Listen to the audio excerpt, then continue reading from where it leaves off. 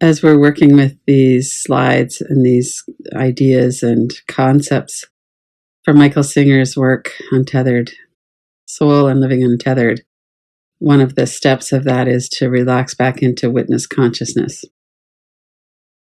So we're going to work on some of the noise, what makes noise in our mind, thoughts, emotions, and we're working at it from this perspective of, or platform from, consciousness. So leaning away from the noise and creating the distance between you, which is consciousness, and the objects of consciousness, which is what we're observing.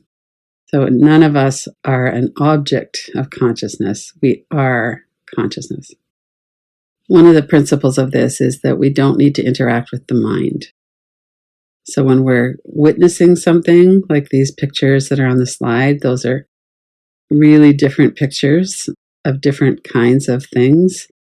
Beautiful log home on a lake in the forest, two dancers, person hugging their horse, person hugging their baby, making them laugh, and then Pema Chodron, who many of us are familiar with as a spiritual teacher, and who does a lot of work around this, of not getting hooked. So that's the witness consciousness part of what we're talking about, is just seeing what's in front of us and noticing our responses and thoughts. So what we generally do is try to change things. So we see and hear thoughts.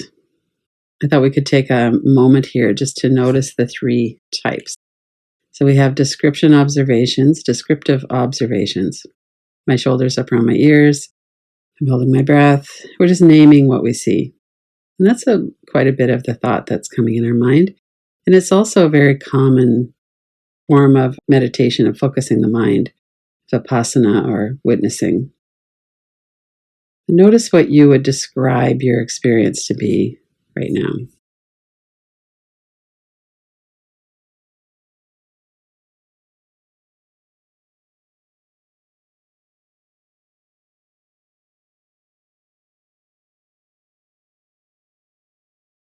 Of course, the practice is to not go into the next step, assessing, judging what we observe. So we might feel something in our body and then that's it. We just feel it, we observe it. We might have a thought about it, but then we don't go into some kind of judgment about it. So a big part of freedom really in our life, but also meditation practice, is to stop that habit, to notice when the habit's there. I'm judging what's here. I like this. I don't like this. I want this to stay. I don't want this to stay. And then coming back to this witnessing.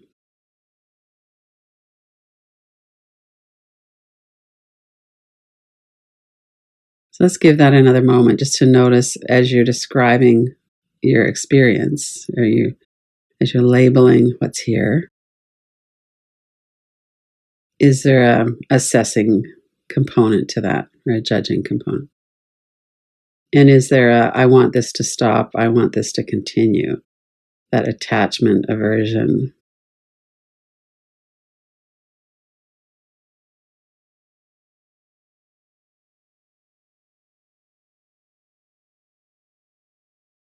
And then the other thing that happens all the time, because we're so highly associative, we might have a feeling, for instance, a tightness in our shoulders, and that reminds us of tightening up around a certain person, and then, well, I'm going to have to see them on Christmas, and all these different things that are unrelated to this moment that get going in our mind. This is one of the ways that our brain tries to protect us from danger. We associate what was hurtful in the past with what's here now, but our brain's not very smart about that. It takes this conscious awareness of this to really work with this in a more skillful way. We're going to get into emotions and heart next week more, but I wanted to bring this in now as well. So emotions are generated by the heart. We feel emotion, and they don't talk to us verbally. And we might have thoughts about our emotions. So there's this emotional energy in our heart area, and then it just kind of pops on up to the mind as a thought. So when we think, I feel so jealous, for instance, That's our mind naming what's going on inside. So that's another separation there, is we have the feeling. The feelings don't talk with words. We have the feeling, and then it might generate a thought. So that's a lot of what keeps us hooked, is when thoughts and emotions are connected, when they're generating from each other. So when we're observing something, we respond to what we observe. We have thoughts, feelings, sensations. A lot of this comes from our unconscious mind, that part of our brain that's trying to keep us safe. And when we're talking about witness consciousness, or the three kind of components that Michael's talking about, witness, relax, and release, we're talking about not getting engaged with these thoughts. So when thoughts bother us, meaning that we have some kind of a response to them, oftentimes that's a tightness in the body or an opening in the body if it's a lovely thought. We get engaged with it. So we forget that we're witnessing, and then we get engaged with it. And this is where I want it to be different often comes in. And so he says we are all capable of not engaging in thoughts. And I think that's true. And we don't have as much agency as that might kind of hint at either, because of the power of samskaras, which are the imprints of everything that's ever happened. I don't use that word that often. I would more often use stored trauma or suppressed emotion or something. But it's these things, the inner disturbances that we're trying to get rid of. We have to be practicing letting go of, not getting engaged with them, and not wanting them to change in particular. And we all do this. We try to get the disturbance to change. And this really reminded me of a conversation I had with someone about when they are with someone who's upset, and they asked, well, what's the best thing that I can do to help them calm down? I said, well, getting calm yourself is the way to do that, because then they'll co-regulate. So just like an adult would do that with a child. The verbal calm down or you're too sensitive or anything like that that's going on is not going to help at all when we're struggling with something. So this developing the capacity to witness has a lot of ways that we can work with it. And one of them is we can use the tools of mindful awareness, somatic awareness. So we're aware sooner what's happening in our body. We're training ourselves to be aware of that. And then when something comes along that kind of throws us off kilter and we want to get in there and change it, and what that might look like in the mind is something like, well, how dare they do that? Or I'm going to tell them off, or I'm going to avoid them for the next whatever.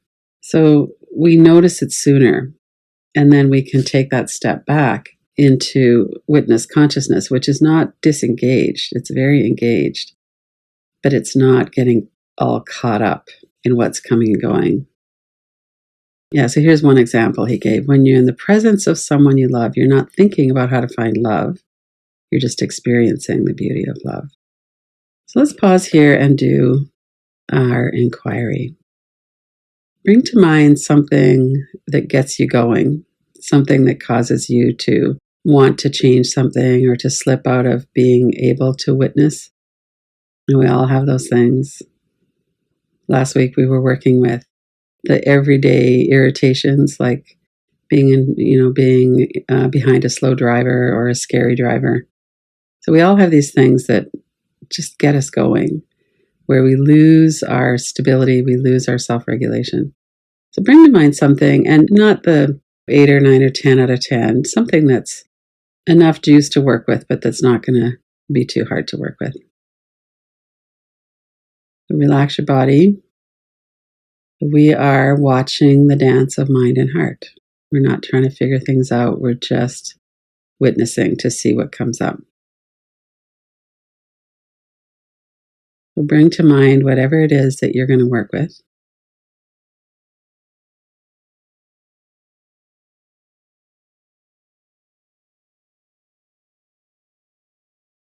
And notice how it comes in. There's thoughts, which are words we hear or things we see. There's probably sensation, emotion.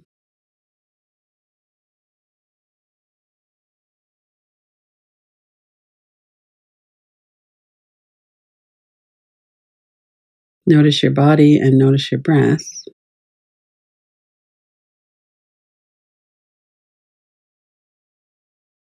And then as we're witnessing what's happening, sometimes we'll do a practice of pretending that our awareness is behind our head and we're watching our thoughts that are coming going in the mind, or letting our awareness kind of locate behind our heart center and observing the emotion that's coming and going. And we can do both. We can track both.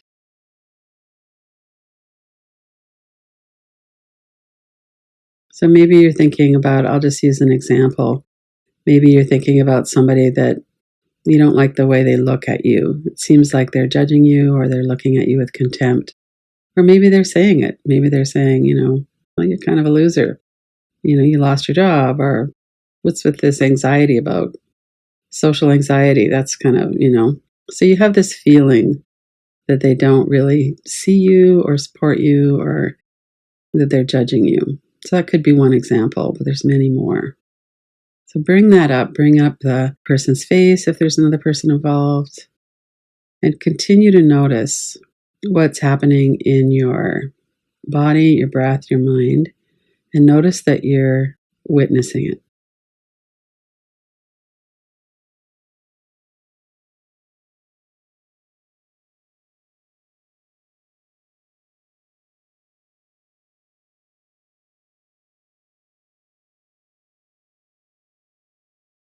And with thoughts that we're witnessing, there's a lot of tools that we can use if they're kind of dragging us out of the witness. So you might get involved in a train of thought, or really looking at an image of somebody, or hearing words that have been said or that you think might be said. And then you could use the tools like tapping on your forehead or making circles on your forehead. You could hold your own hands. You could do some controlled breathing, like box breathing, breathing in for 4, holding. So use whatever tools come to mind that will help you. So as soon as you go off into something else, notice that and then come back. Often it's just the noticing. We just notice and then we come back.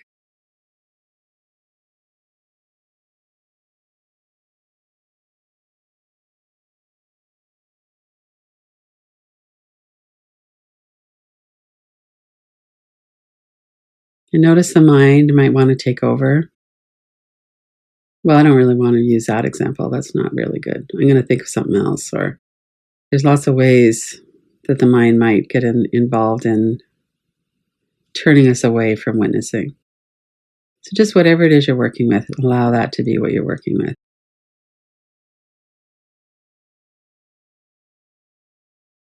Relax your body and relax the area around your heart. So bring your attention to the large muscles of the chest, the large muscles of your upper back, mid back.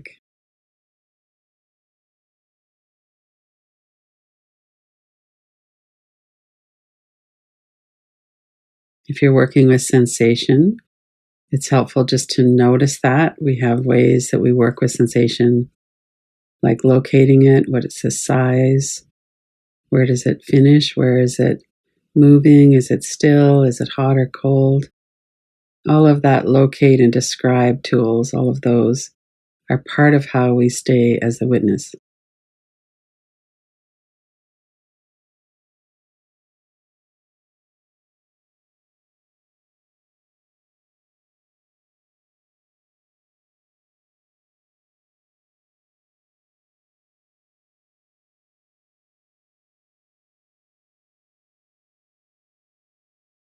We come back to, I am the consciousness, I am the witness of what's happening. I'm observing what's coming and going in my mind, my heart, my body. And in particular, I'm looking to see, is this okay with me that this is here, or do I need it to change? Do I need it to go away? Do I need it to stay? What is my engagement with whatever it is that you're looking at?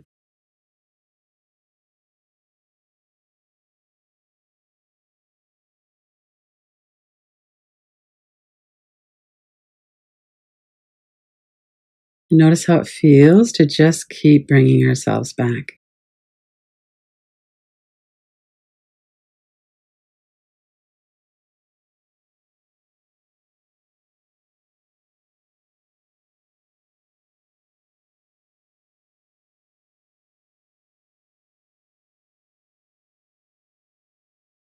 Sometimes what comes up is core deficiency beliefs. Often that's the case.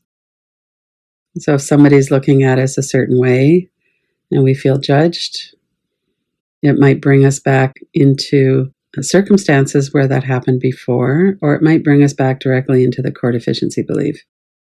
Well, of course they are. I'm horrible. I'm a bad person, or I've done such bad things. Of course they feel that way. So if anything like that's happening, notice that as well and know that that's not true. Those are beliefs that happened often when we were a child based on the experiences we were having. So those kinds of thoughts in the mind, especially when they're persistent, which they often are, it's good to use our tools for those ones. So being with the energy, the sensation, but also doing some tapping, putting the image in a frame, open your eyes, keep it on the other side of the room. All of those tools, which I often talk about as helping us to stay in the present moment, where we know that we're safe. That's another way of saying that we're staying as the witness, that we are aware that this is what we're experiencing right now. Let's go back into the body. Take another couple of minutes. Notice your thoughts, emotions, sensations, your breath. Let the area around your heart soften.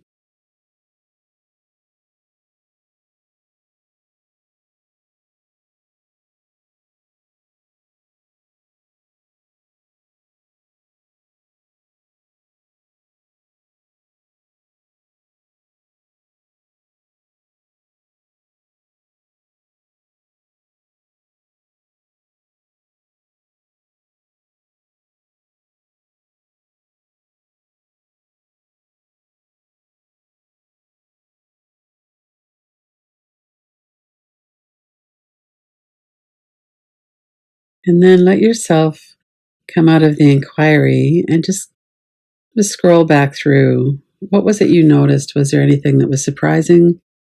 Is this really familiar? Oftentimes we'll have very familiar ways of disconnecting or dissociating. So it's like, oh yeah, I've just kind of thought about something else the whole time, or whatever that might be for you. Just notice and notice that was what your experience was. There's nothing that says that was right or wrong. It's just what it was. And come back into that witness. Lean away from the noise, as he says, and create distance between you, consciousness, and the objects of consciousness, which is what we're observing, our thoughts and emotions. Now, this is a practice that we can come back to again and again. It's not a one and done. It's something we need to return to over and over. And as we do, we gradually build the resilience and the awareness and the capacity to work with these as they're happening. Once we can see clearly, that makes a big difference. We can stay with the witnessing and see what it is that tethers us, that causes suffering. And that's the pathway to letting it go.